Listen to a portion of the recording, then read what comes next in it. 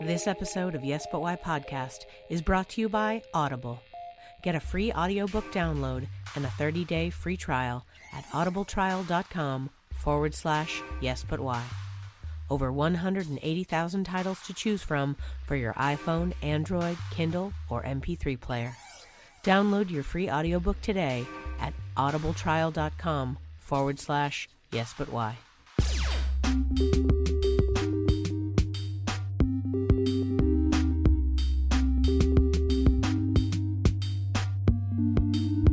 I'm Amy Jordan, and this is Yes But Why podcast. Yeah.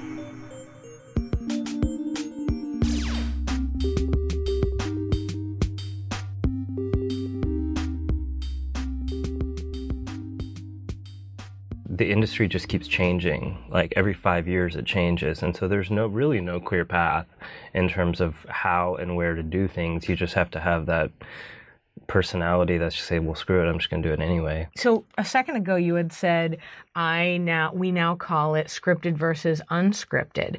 Does that mean, because you're talking about right now, like that it's changed over time, are the like monikers referring to styles different than they were like 5-10 years ago or when you started? Because that when you mentioned it, it kind of was like, I wonder if it's just like the word for it or whatever. Like it could be. I mean, I think it's probably a better question for an academic, but I would say that. But I just mean like in your experience, like you have to do it. So like if you walk into a room at a meeting and they say like, by the way, you should say this instead of that, I wondered. I mean, maybe they didn't, and I'm putting history I don't know. in the world. I think in a sense we have to be just more careful with our wording in general. And one of the things is that documentaries are narratives, and we can't say that they're not. They're constructed as narratives. Yeah. And so it's nice to say that they're unscripted narratives versus, because there's so many forms of documentary filmmaking. Then some of them are, do resemble something similar to the news, but others are really constructed stories. And we can't really say they're not documentaries because of that. So it's just such a broad category. And then with scripted films, it's the same, because now scripted films take in portions, even my film that I just shot, they take in portions that are shot almost like a documentary, where you go into authentic locations and your B-roll that you're shooting is going to mix in with your scripted forms. And so they're constantly using both categories. So I think it's just easier to say scripted versus non-scripted. But it's not like you're in different camps. Like when you're meeting people, when you're presenting your films, it wasn't because you had done some documentaries earlier in 2012 and thereabouts, and now this one is, a scripted piece. Right. Do you feel like the experience of like talking about it and presenting it at festivals and stuff is different? Do people take you differently? Yeah, absolutely. I think it's different because I guess it depends on your purpose of why you made the film. Sure. So my previous one was called The Children's War. It was a feature-length documentary about children abducted in war in Northern Uganda.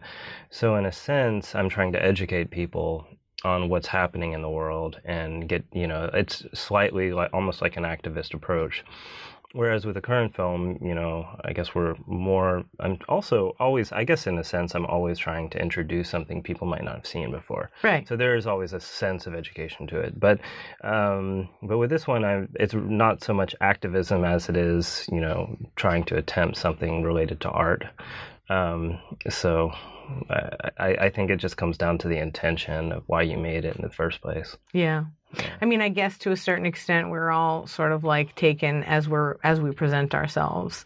If you're like, I'm steady and I'm a solid person, they're gonna be like, oh, he's a highfalutin filmmaker, as opposed to like, this kid just made a movie. Look at him. Yeah. Like, wearing the hat to the side, chewing gum or whatever, like not dressed up, and you're like, what's happening? Yeah. You at your premiere? How's that going?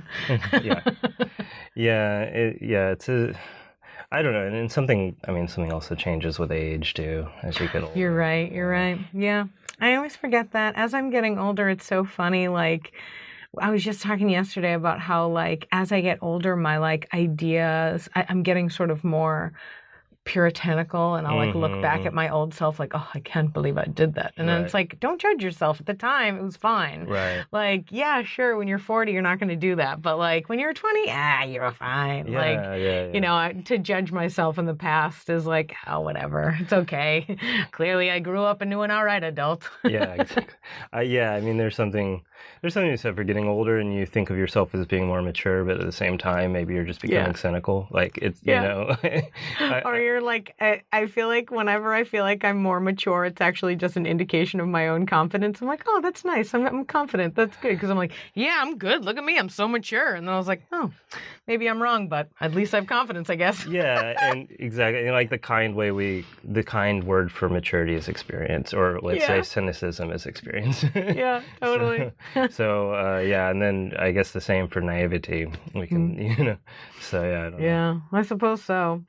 So you've been doing this for a while. How did you mentioned that your journey has been unusual or unlike what you expected it would be. What does that mean?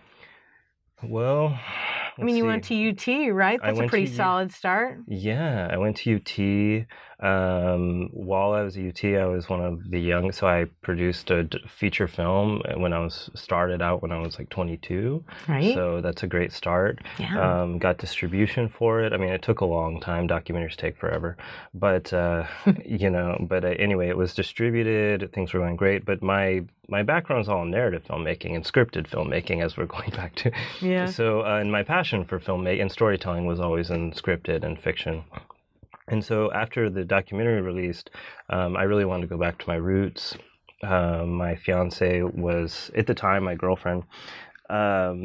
She moved to Nepal, or she was planning to go to Nepal to study, and I had always wanted to live in the Himalayas. So it was like the perfect little, you know, sojourn to take care of, that I could go back to my roots of writing and go into the Himalayas. And soon, you know, time passed. I ended up teaching there. I ended up doing a lot of things. I have a lot of hobbies and get into things. And I stayed for 8 years. So, you know, and then just now, so on my at the very end, I wrote and directed this film that is, you know, and while I was there, I wrote tons of stuff. Like, I spent so much of my time writing and had a wonderful time, but I've spent most of my adult life abroad, or, you know, not just abroad, but living in developing countries and gaining a great deal, learning different languages and cultures, religions, all sorts of things that have inspired my writing in a million ways. But it's definitely been a course that is not similar to most of my filmmaker friends, you know. So, you know, and I had always, I don't know, romanticized the life of people like, I don't know, Jack London or Hemingway, or people who'd really gone, writers who had gone, explored, had life experience and adventures, and then really tried to write from a place of their own experience and authenticity, although their form was still fiction. And I had always looked up to that and thought that was, you know, I guess in a sense what I was trying to do. And so now I think, sounds awesome. Yeah, it's a huge risk as a filmmaker, because you're kind of leaving during these prime years. So like, I distributed a film, I had a lot of opportunities right after that to jump right in, and instead of doing that, I left, which is a huge risk. So there's the downside. But the other side is that if you really do go out, adventure, and gain something from it, then you know, I have no shortage of ideas of things I want to make, you know. Yeah, plus there's something to be said for different ways in which to get in the game, meaning like, yeah, I've definitely, and I appreciate the moving up the rungs in the basic way, PAing, then moving up to whatever next rung you're looking for. You want to be a director, you want to be an actor, like how you get in, you know, working your way in certain offices to get people to know you. Sure, there's that as a path. But it would seem to me that would be more of a like business-minded path, like get a business degree and then go do that if you'd like, because that's pretty much the effort you're putting in. Whereas it would seem to me that you are doing the sort of artist's way, a la, you know, Hemingway and all that. You wanted to experience life. I mean, and even the talk we had 3 seconds ago about like maturity and experience, like you had to experience the world to even like put through. I mean, you're from Texas, right? Right. So you're from Texas, and then you're like, cool, after college, I'm going to go to Nepal. Like, I bet your parents were like, what is happening? But it's an amazing adventure. And the fact that you stayed there for 8 years means that you didn't just like have a vacation. You had a life. No, absolutely. And, you know, I didn't fully understand that when you live abroad, learning the language is essential. You can't ever say you truly lived in a place if you can't speak the language fluently, because you'll never really know the people or the culture that's there. And so I was really fortunate that I was able to meet my Nepali sister now. There's a tradition in Nepali culture where a woman can make a man her brother. And so I became part of her family, and she was my main Nepali teacher. And we ended up co-teaching at the university, and we wrote the book that they now use to teach Nepali language. So awesome. Yeah, so I had an amazing experience there. I certainly couldn't have had this full immersive experience without that, without the language, without my sister, without, you know, being part of that. And so absolutely, I think I had this beautiful gift that I've had crazy adventures throughout the Himalayas. I've stayed in the most remote villages, escaped avalanches, same in Uganda. So I've had this amazing life. I wouldn't take back a second of it. But and you seem to be sharing it with your partner as well. Like, that's so wonderful. Yeah. How many, even artists, how many of us like separate from our partners just to go do the art? And then we're like, listen, I'll be back. I got to go to wherever for 6 months. Like, see ya. And then you come back. There's a lot of that. But the fact that you guys got to go together and have this adventure together, like, that's both like having your artistic thing, and also you get this like love romance adventure. Like, totally. Guys, these are two separate movies happening at once, and one of them's very educational, and one of them is a rom-com that I'm loving. Like, that's so awesome. Is she also involved in the arts and like helps you with the movies and writing, or is she doing a totally separate thing? She's a translator. She speaks 7 languages. So my speaking, awesome. So her focus is basically to translate for Buddhist texts and Buddhist teachers, and so cool. Yeah. And so in a sense, I mean, well, she did just translate this short film into French, the subtitles into French and Spanish for me. So I guess in a sense she does. Perfect. But otherwise, so much better to get someone who knows you to do the translation. Yeah, I watched a couple at the festival that I was like, this is a terrible like translation that I'm reading right now. Like, and I feel bad for the person. No, I saw a couple as well, and it's always a sticking point because I know how hard it is. I've subtitled several films of my films, and I know how hard it is to translate when you're relying on someone else to translate humor, to translate everything, and to do it in just like 32 characters or whatever, as much as you can read while that text is on screen. And it's just it's a very hard thing to do. I remember like even shooting a documentary when I was interviewing people in Uganda, and I was relying on translation, and also had an interviewer. We were both relying on a translator, an interpreter actually. So when I got back with the footage, I had it all translated because half the footage I didn't even know what it meant while I was shooting. And then so when I finally gave it to another friend, they're like, no, all your interpretation was wrong while you're there. And they started translating it separately. And I was like, oh my God, these kids, they're funny and they're making jokes. And I had no idea in the process. And you just think, wow, like what I would have asked if I had known they had said that. And so that's what made this experience in Nepal so different, because it was different because it's scripted, so it's a fiction, but I was also directing them in Nepali. They don't speak a word of English. Right. So I was able to really talk through it. And then, of course, I wrote something in script, but, these are kids. Mine is about child monks. And so, I would talk to them throughout, like, well, what would you say to your friend in this situation? And they would say, and they have their own kind of language. And although no one who watches the film would understand it, for me, it's another level of authenticity because it's really the way they speak, not the way, this traditional, grammatically correct form of Nepali. So anyway, it just makes a huge difference to have that. You got to be so deep in that culture and to be able to experience it and like have it all around you. And now, did you sort of wait to make a movie until towards the end of your journey because you were trying to find the best idea, or you were trying to become the most ready to do like what you're talking about? Because you're right, like I can see how it would be much better to be the director and actually speak the language of the actors. Like that seems like a given you should have, and it's awesome that you did. I'll give you a very honest answer. I don't know if I should say or what. So when I went to Nepal originally, I was so fed up with, because as a filmmaker, particularly as a low budget filmmaker, you spend so much of your time raising money.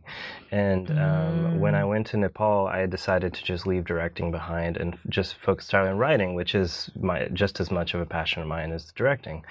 And so I ended up doing a lot of writing, but I decided my life would be so much better and so much easier if I didn't have to find funding for these films, and I'm just not going to direct anymore.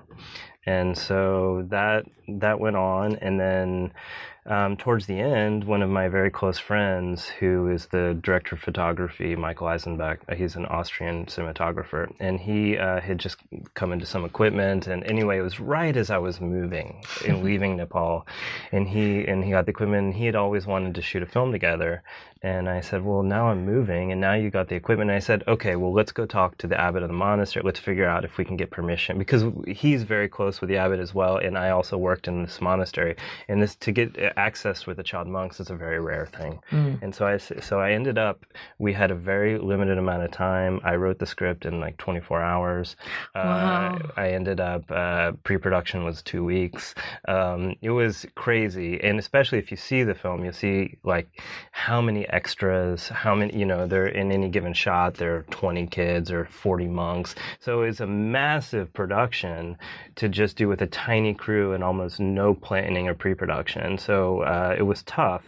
But anyway, my point is just that I started out trying to write, and then this opportunity came, and I said, okay, it's like a part of me had been asleep, and then so finally I got to direct, and it was just getting into pre-production. It was like a part of me just came alive that I had been pushing away for so long, and suddenly I realized, yeah, this is a part of me. I can't just do writing. It's like choosing between two children, and I couldn't do it. So then, as soon as I started directing, I was just so happy again.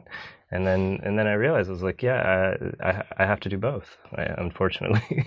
It's so interesting how, that kind of stuff, we try to control our own destiny and like, oh no, this is what I really want. It's like, no, hold on. You'll tell yourself in whatever way. Yeah, it happened in the beginning. I went to Nepal, actually, so I tell you, I was going the sort of route of these novelists who I love, but actually I decided to go the way of writing novels. I was fed up with funding. You don't have to raise money to write a book. And so I started doing that, and I wrote, and I had these crazy adventures, and I was writing, but everything was too cinematic. Everything I was writing, I kept getting worried because no one would see the lighting, no one would hear the music, I couldn't do any sound design for a book. And so then my sister came to visit. It was about 3 years in that I was in Nepal, and we were, I was telling her this problem, and she said, why don't you just try screenwriting? I was like, you don't understand, I put it aside. She said, just do it for 3 weeks. If you don't like it, then fine. And so I went back to screenwriting. Nice. And it was like within an hour, I was like finally putting on, it's like you finally get the tool in your hand that's really the tools that fit. Yeah. And you've been using someone else's tools. Yeah. So yeah, as soon as I put all it on and started writing again, screenwriting for me, I was like, oh my God, I can breathe again. And I'm not trying to do something that's not me. Oh my God, that's such a wonderful feeling. Yeah. Oh man, when you can finally connect with what you really need to do. And it can be hard, like the uphill battle of it with the funding and all the business stuff. But I feel like, maybe you found, and hopefully you can find your own way to accomplish it without having to take the uphill battle, or maybe like your Austrian friend who showed up and was like, by the way, I have all the equipment. You don't have to worry about it. Maybe you'll all of a sudden make friends with a guy who's like, money, I got money. And you're like, great. I hope so. I definitely have friends where things have worked out the way they do for that. I'm a very stubborn person. So the minute that I say I'm going to do something, I'll put my head through a wall before I give up on it. So that's just... It's the same way, it's like I decided to learn a little Nepali. Well, no, I had to write the book on how to learn Nepali, and then I had to become the first Western teacher at the university. It's just like my life, my wife always says, just like, if there's a way to do something, you're going to find the hardest possible way and still do it. So, I couldn't just make a short film. I had to go live in a place and work with them and speak the language in order, you know what I mean? So I hope. I don't know. Part of me feels like you should just keep making movies, but then also hire a documentarian just be with you, watching you, so that you get both parts and you make 2 movies at once. Oh my God. Because it's like, you're so interesting in the way that you create your journey. Like, I would love to watch the movie of you angrily writing novels in Nepal for 3 years before some, blonde girl shows up and goes like, just write a screenplay. And it's like, ding, like, oh my God. Like, I just love, even just the story that you're telling me is cinematic. I'm like, yes. And then it'll be, then all of a sudden your wife shows up and she says, but your dream really is. I get a little intense about it, but you know what I mean? Like, you have such a fun journey. I feel like that in and of itself will buoy you in the tougher times. And I found that for me, particularly with writing and directing with film, it's just, there's really nothing, there are a million things I've done that I enjoy doing and that they're a challenge, and I love challenges, but these are different in the sense that I can't sleep at night because I can't wait to wake up and write, and I can't wait to wake up and work. And when you do that, you kind of forget it. You kind of just don't care about making money at that point. It's like, actually at the conference it was nice because there's so many of these people on the panels who, and they say the same thing. They say, if you can do anything else and be happy, just do it, because you're going to have a much easier life. But if you simply can't, if this is something you have to do, then, there is a route for you. And I think that's what I've experienced as well. Yeah. Where it gives you so much fulfillment in your life, but you have to be willing to deal with the heartache. Not to mention the fact that, like, you kind of have to be appreciative of every part of it, even if at the end of the day you're not Brad Pitt or, like, you're not whoever famous person. Absolutely. Like, you had this journey. No one else had that journey. You got to do this. Even the book where you're, like, teaching and, like, this language, like, that is so sort of side of your, like, artistic career, but it's so part of the full journey. Totally. But it's yours. And it's like, no one else gets to have that. That's your adventure forever. Yeah. I don't know. There's something about that like makes that in and of itself fulfilling, as well as now after there's a whole secondary journey of what it's like for you to present to other people this movie and what that means to them and how it affects this, like, Western audience and everything. Like, also your perspective must be wild. I mean, how long have you been back from Nepal? God, I don't even know, but I think like less than a year, but it was the hardest because I basically flew in from Kathmandu. I really didn't come home that much, maybe every 3 years for a few weeks. So I came in from Kathmandu to Austin to do post-production, and only for a short amount of time. And then I was in the heart of Hollywood for 5-6 months. So just the culture shock of going from basically Kathmandu to Hollywood was really intense. Yeah. Yeah, it was tough. Wow. I feel like I'm still adjusting in a lot of ways, but definitely those first months were harder than I expected them to be. I wonder, at the very beginning we were talking about, like, you're trying to decide where to settle. I wonder if that's part of the lesson, like, between the lifestyle you were used to in Nepal and the lifestyle that you had when you were in Hollywood trying to develop that, like, maybe you need to find the middle ground. Yeah. Like, wherever that might be. And maybe it's Austin, maybe it's Denver, who knows? Maybe it's Atlanta. Who knows where you can find the sort of peace and calm and distance and maybe artistic freedom, but also be able to, also an international airport's going to be helpful for you. Yeah, no, I think you're totally right. I think it just comes down to being in an environment that's inspirational. Yeah. And if you have, some people have that spark that they just want to storytell or whatever it is, whatever art form. And you have to protect that. Like, that's a very rare thing. And so if it takes living in a certain place in order to protect that, you've got to do it. So I'm still figuring out if that's something that I can, continue to do in LA. Actually, I'm one of the few people who really like LA. But honestly, most of the people I know that live there enjoy it quite a bit. Yeah. Actually, it gets a bad rap from people who don't live there. Yeah. That's pretty much what it is. Yeah. I mean, visiting, if you don't know the place and you don't know where to go, it's a little tough. But, I do love Austin. My heart's always kind of been in Austin. Austin. So if there's a way for me to continue making films and living in Austin, or at least being a lot of part-timers who go between Austin and LA, that would be fantastic. I would love to do that. Interesting. So are you right now focused solely on the promotion of Yarne, or are you working on another project? Yeah, I'm actually working on several projects. Yeah, you are.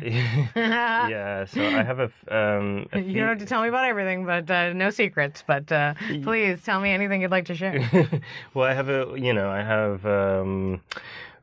basically a nearly finished feature. I just need to do a rewrite, but I'm going to try and get that off the ground really soon. And then I've got an episodic, like a series that I think is really funny, and that's one that I'm also trying to get off the ground. Those are the two polished, ready to go projects, and then I have about 3 or 4 projects that are rounded off enough to get started, and so I was actually just had a meeting yesterday about one of them. So anyway, nice. Yeah, so I mean, it looks like there's a lot of potential to get some of these projects off the ground. It's a difficult time because there's not a lot of money in features right now, but at the same time, a lot of people I'm talking to are saying, well, there's not a lot of money in features in LA, but in Austin, it's still a lot easier to get stuff off the ground, at least if it's low budget stuff. Sure. Yeah. So you're looking to make these all on your own, not like sell the scripts? Well, the series I definitely want to sell, and because it's a larger budget thing. There are about 2 or 3 projects I have that are larger budget. The small budget ones I'd like to do with a smaller production company, so that we can have just a little more freedom, particularly because 2 of them will be shot internationally.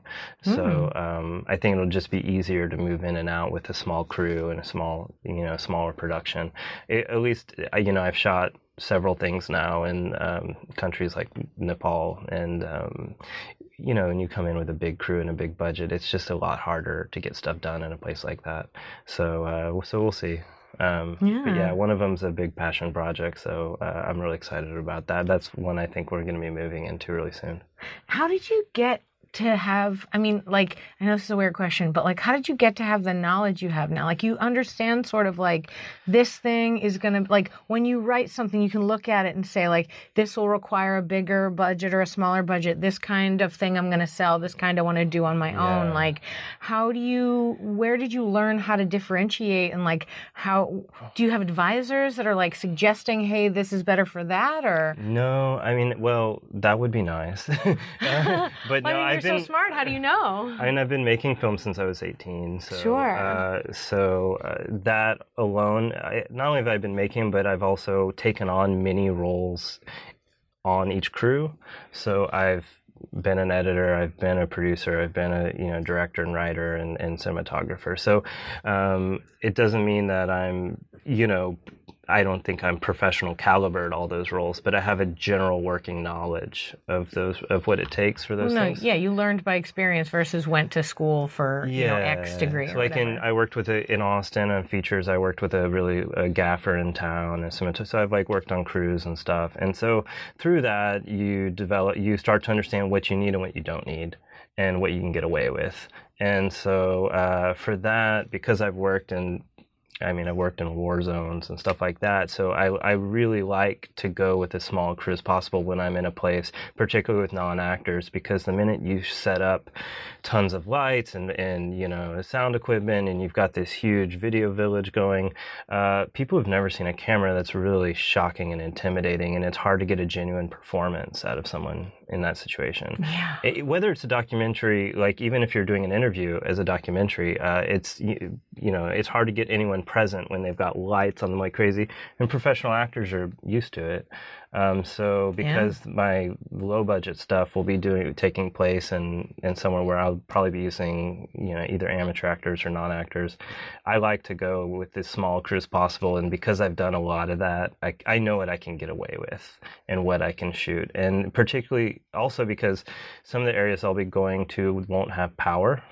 Sure. And won't have necessarily great lodging. So we can't. So you need to have MacGyver on your crew as well? Yeah, exactly. Yeah. Or or like people who can adjust, Yeah. people who can carry equipment in high altitude and survive in some difficult climates.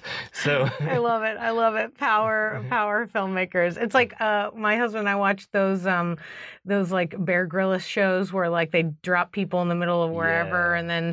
and I'm always like, I just want to see the guy with the camera. Yeah. Like I just want that guy. Like they're not allowed to eat unless they find their own thing, but this guy's probably got like a granola bar behind the camera. Oh yeah. Like he can eat because he's not part of the thing. I don't know, every time I watch like a documentary on mountaineering, all I can do is think of the cameraman. Yeah. I mean, it's like it's both gets me in deeper, but then also keeps me slightly outside of it. Like I'm always acknowledging that I'm watching a film, but then I'm always like, there's a person hanging off that mountain holding the camera. Oh, I know. Like, I feel like nowadays every one of these adventure docs should have a GoPro attached to the camera, reversed back to the cameraman, just to see what he's having to do to get that gorgeous shot. Exactly. I mean, that would be so awesome. Man, there should be a whole series of films that are just sort of like internal films for like, check out what Joey did. Yeah. He's on the mountain. Watch this. It's like, one leg. How's he doing it? Like, I love it.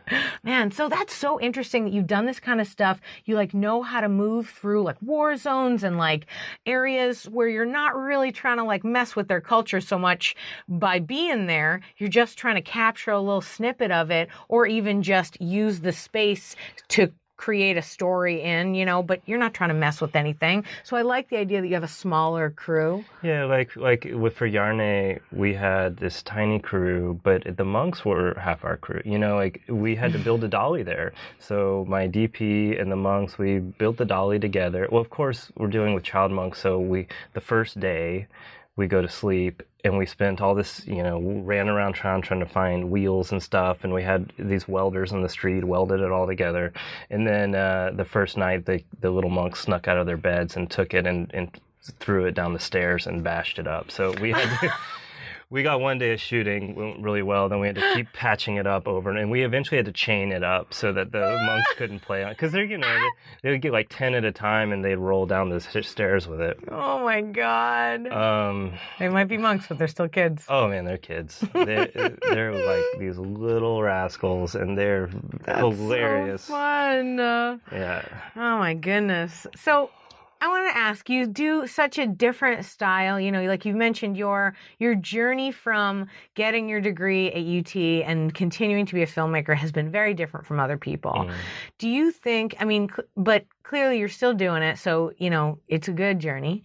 And I wondered, do you have any advice for other filmmakers that are, both those that are trying to get started, and then maybe also, or more importantly, others that hit the wall you hit, that hit the I don't want to deal with the BS of this business and getting funding and having to fight just to put this up. Yeah. How do they move forward?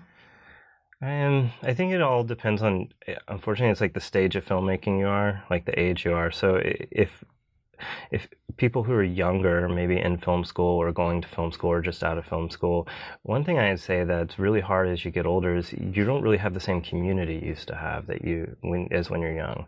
So first thing is, hold on to your film school friends, or even if they're not in film school, whatever, it's undergrad friends who are looking to be storytellers, because those are still some of my best, even in Austin and around, those are still some of my best friends and the people I rely on to give me honest feedback, because it gets really, really hard to get honest feedback.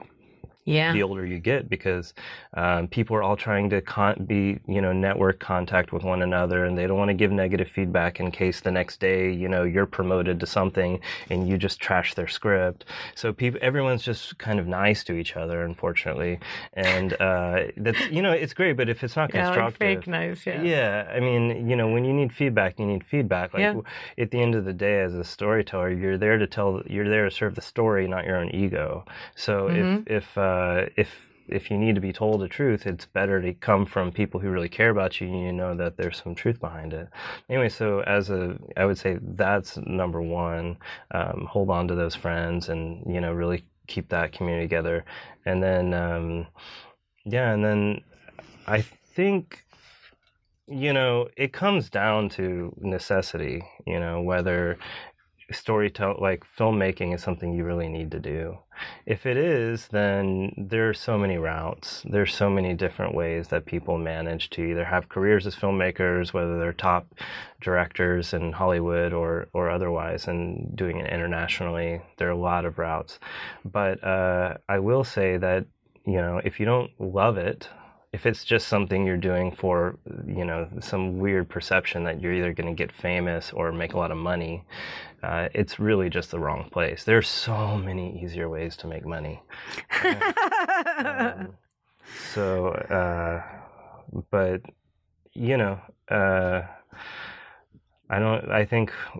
I think when you're young, you're not as constricted, like you can go out to LA and meet a lot of people and have a lot of fun. You can do this sort of maybe a route more like mine, which is traveling the world and trying to tell stories from around the world.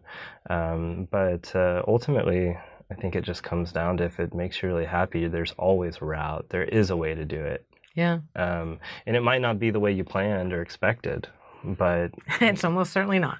I really don't know anyone and it's, it's hard to compare yourself to. Like, I know people who had a lot of success in the beginning, and ultimately, things that appear to be successful, at the end of the day, they're still not proud of their projects. They might have made a lot of money from it or gotten a lot of fame or notoriety and made tons of connections, but they're not very proud of what they've done. Yeah. And I think that's just a very personal question. Like, for me, I would rather not make a dime and be really proud of my work than the opposite. So I think that's a very personal question of what that takes. Yeah, absolutely.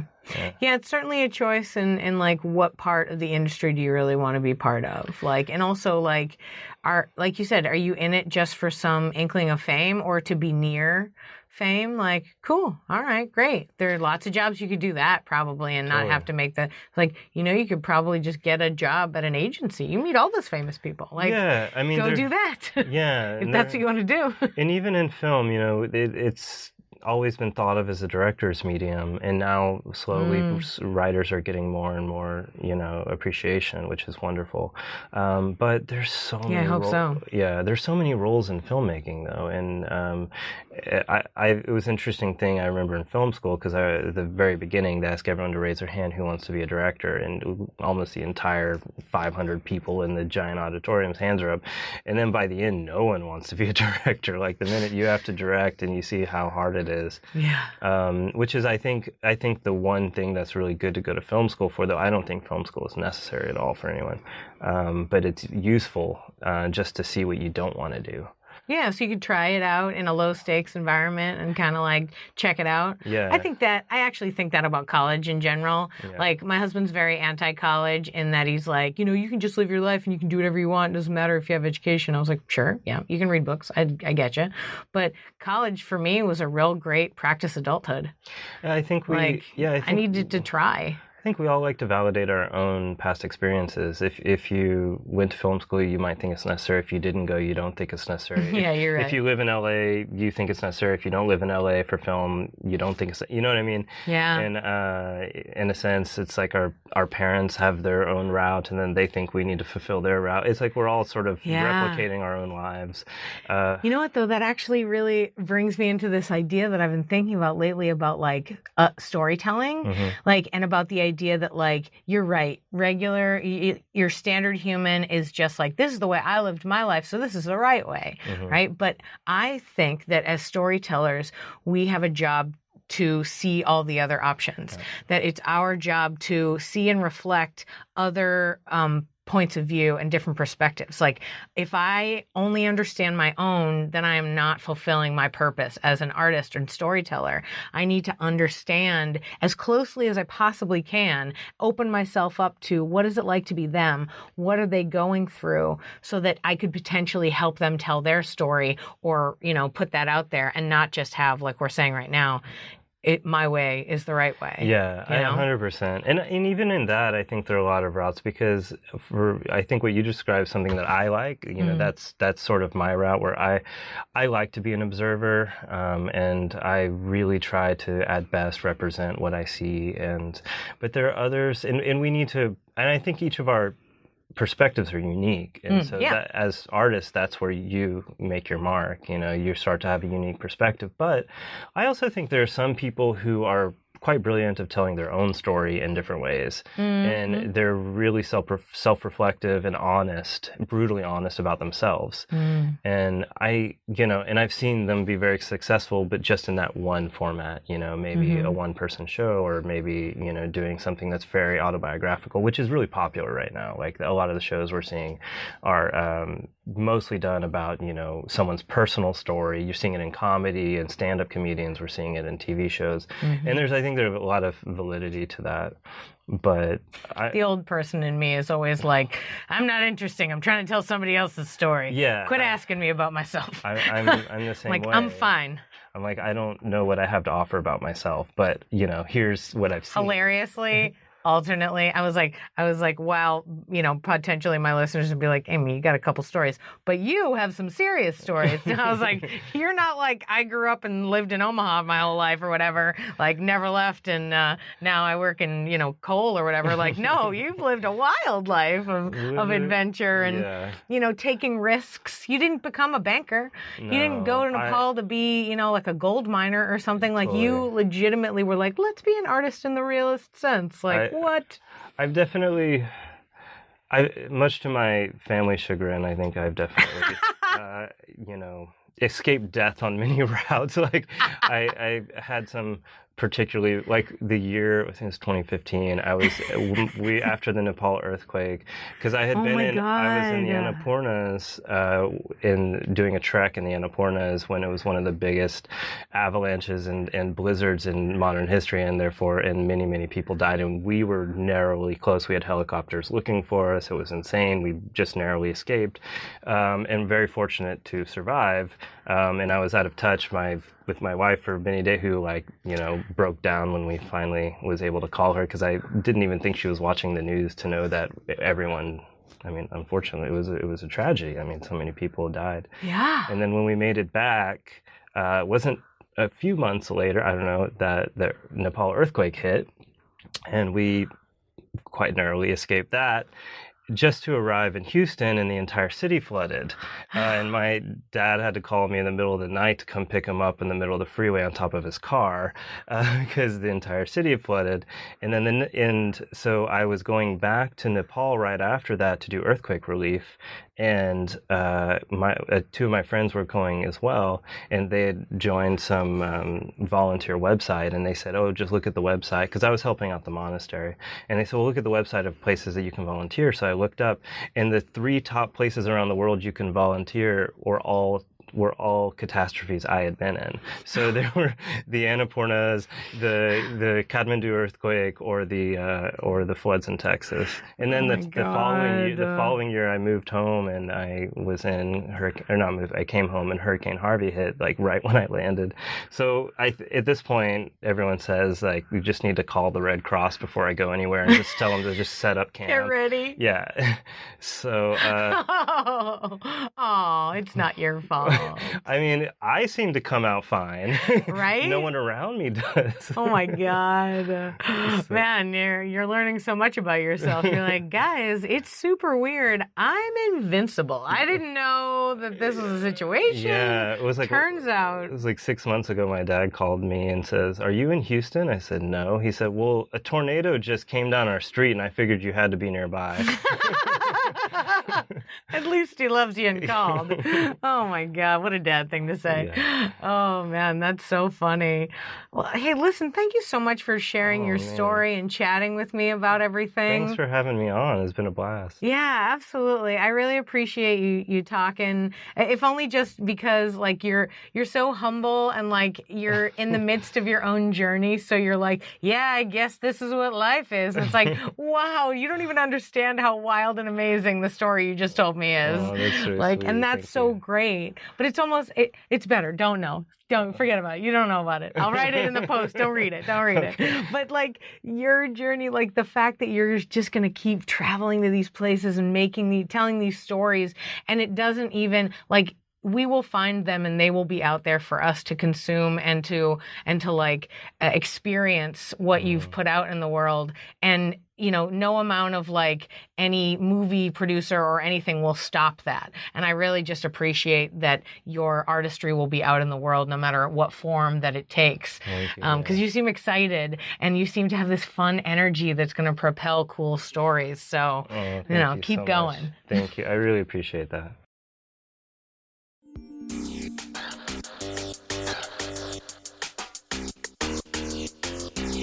Thanks for listening to Yes But Why Podcast. Check out all our episodes on yesbutwhypodcast.com or check out all the content on our network, HC Universal, at hcuniversalnetwork.com.